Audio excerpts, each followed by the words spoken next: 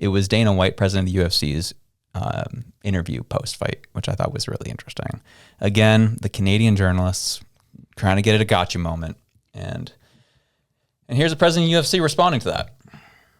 Dana, I just want to go back. You were talking about, like, you obviously give a long leash to your fighters about, what they can say when they are up there with the UFC microphone, and you are getting into territory of homophobia, transphobia. Like, is there... I don't give anybody a leash. Well, I'm saying you... A leash? like... Free speech. I control what people say. Going to tell people what to believe. Going to tell people... I don't fucking tell any other human being what to say, what to think, and there's no leashes on any of them. What is your question?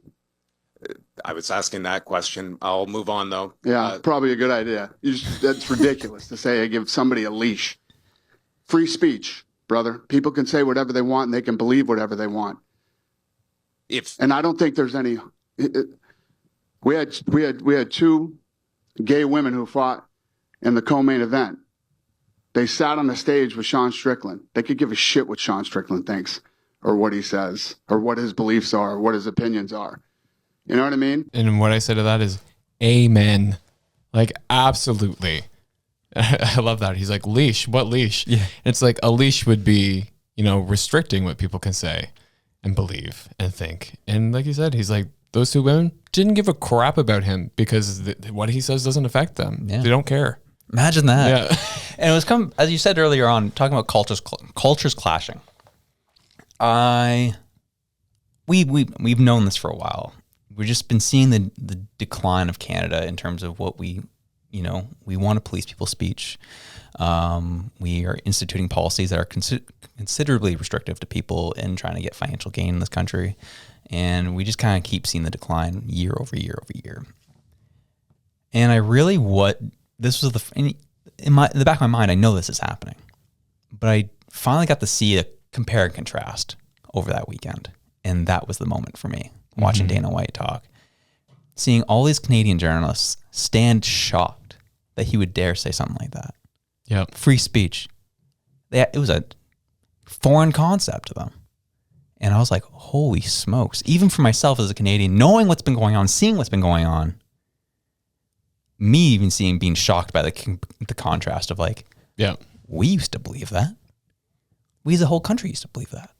Mm-hmm. Now you have these journalists, quote unquote, just shocked that Dana White would say, get over it, free speech. What he says shouldn't have an impact on you. Yeah. Wow. Well, it's funny because I feel like there's so many instances now where I'm looking at things and I'm like, why is this a problem? Like I always use the example because my wife's Indigenous and her mother made like the best point that I will always remember. And she said, I don't get why we're so upset whether we call somebody Native, Indigenous, or whatever. She's like, it doesn't put clean drinking water on reserves. She's like, policing what white people say in the back room doesn't put clean drinking water on the reserves. I'm like, yeah. She's like, what I'm upset is the lack of action. She's like, let's talk about the fact that, no actions have been completed in 2023.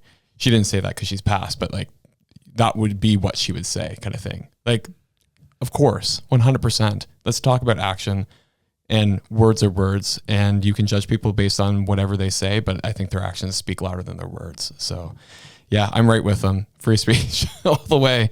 Let somebody open their mouth and let you know that they're an idiot by what they say, and then just be done with them. Mm-hmm. Like, don't worry about it. It's not affecting you. Go on your way.